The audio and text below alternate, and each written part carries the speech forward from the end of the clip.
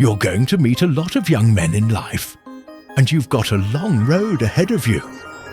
Eventually, you're going to realize that while your father played a big role in shaping you, you're going to have to find your own way. The world we live in isn't easy. It's hard. It will beat you down. Life and this world are the biggest opponents you'll ever face. The world is ruthless. It will test you. It'll find your weakest point and hit it over and over again. So now it's time to get back to work. Stop listening to your self-talk. Step away from the podcasts for a while. Don't waste too much time on social media. Block out all the extra noise. Get back into that mental workshop. That's where the growth starts. That's where the knowledge begins. You need to reach a point in life where nothing can truly hurt you, because you finally know who you really are. You've dealt with your personal struggles. You've listened to your past pains. You've faced them. You can now talk openly about what you've been through. You're no longer ashamed. You're no longer hiding. Shame is one of the main reasons people mentally collapse today. It holds them back from moving forward. Don't ever feel shame for anything you've done. Face it, own it, fix it, improve it. Everything I need I find in that mental lab. Because I constantly examine myself, I know what needs to be worked on. I know what parts of me need to change. I know what I dislike, what I'm uncomfortable with, and only I can face these things. Only I can fix them. Unchosen pain is coming, whether you want it or not. So the only way to prepare is to go through some chosen suffering. Do something difficult every day. Not because I want to send the message that you must run 200 miles or be the toughest person in the world, but because you have to build a part of yourself that is tough. A part that can face chaos, pain, and heartbreak and still move forward. Trauma and setbacks are going to happen. You can't let them stop you. They can't become a wall that blocks your path. You have to find a way through them fast and keep going. That takes real strength. When people die, doctors do an autopsy to figure out how they passed away. But what we never do is a live autopsy, to figure out why we're mentally dying while we're still alive. I was alive physically, but I was mentally dead.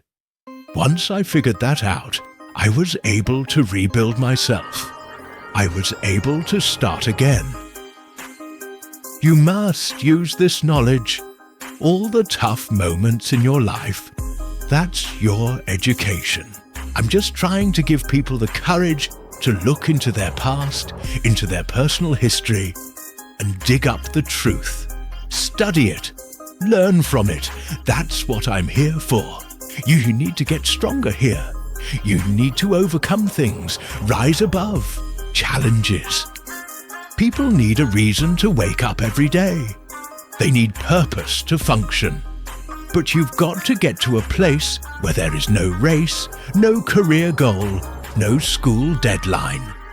And you still give your best every day.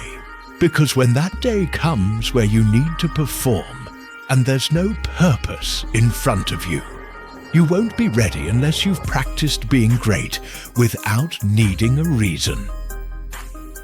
People keep chasing this magical purpose, but they forget. The purpose is always there. The real purpose is you. You're the purpose.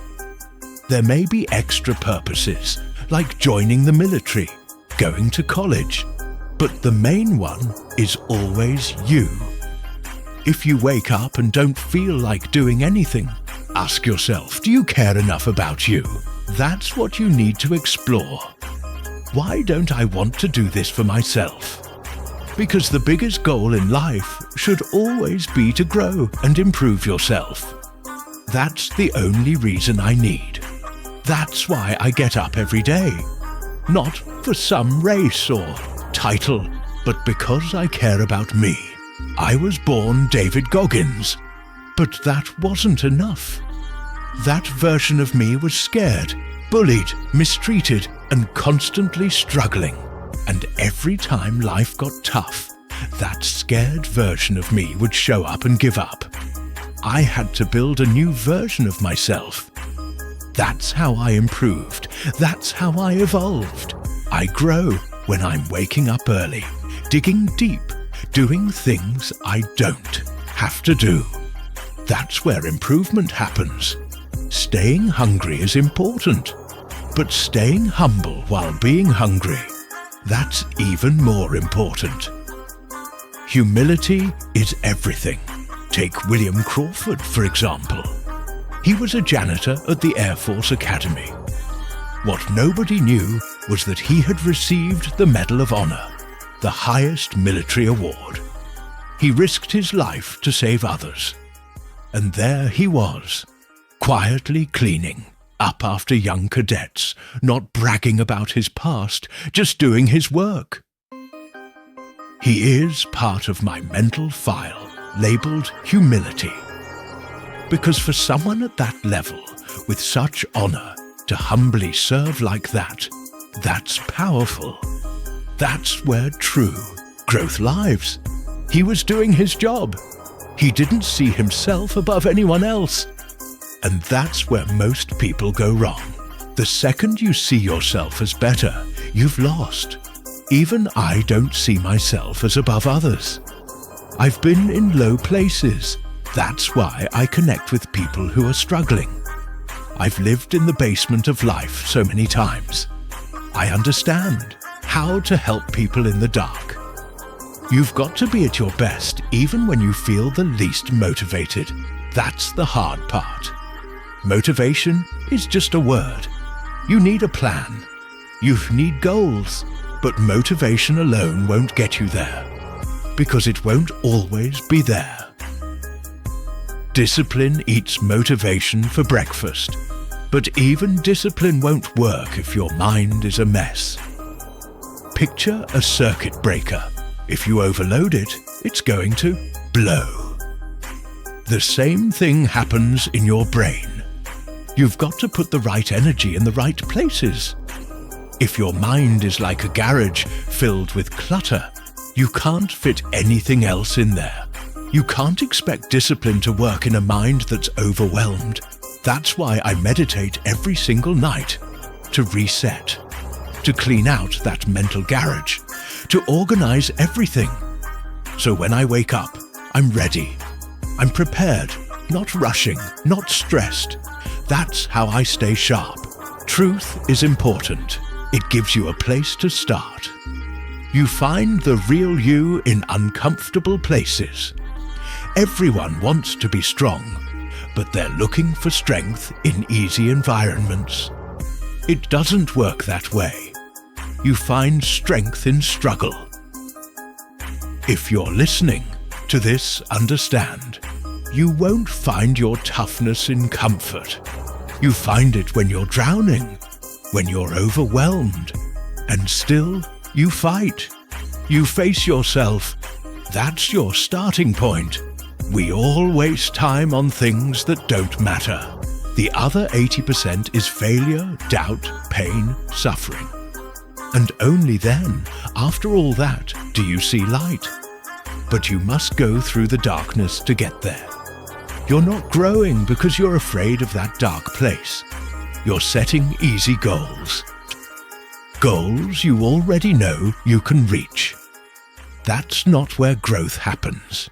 You need to aim higher. Push past your limits. When the alarm rings at 4 or 5 a.m., your brain says no. But you answer with, "This is what we do." Because to achieve great things, you must go through discomfort. Every single day, ask yourself, did I do enough? Keep repeating it until it becomes second nature. I don't enjoy this lifestyle, but I know what's on the other side of this grind. So I live like this because I must. Your brain is your strongest tool. When you remove the noise, the phones, the screens, your brain is all you've got.